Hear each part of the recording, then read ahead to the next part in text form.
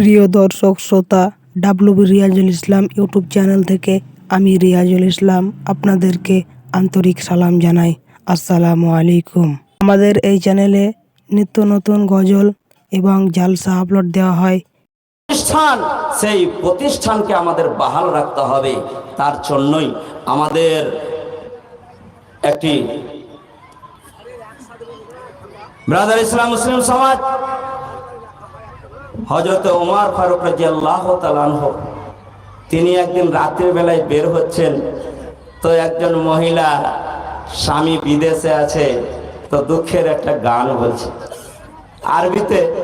তো যাই হোক, আমরা আরবিতে গানটা বুঝতে পারবো না, তো আমি ওটাকে বাংলা করেছি, তো ইনশাল্লাহ বলবো, আপনাদেরকে বলবো, তো মহিলাদেরকেও বলবো যে অবশ্যই শুধু পুরুষেরা ওই অন্যায় কাজ থেকে বেঁচে থাকবে না, মহিলাদেরকে কঠোরভাবে থাকতে হবে।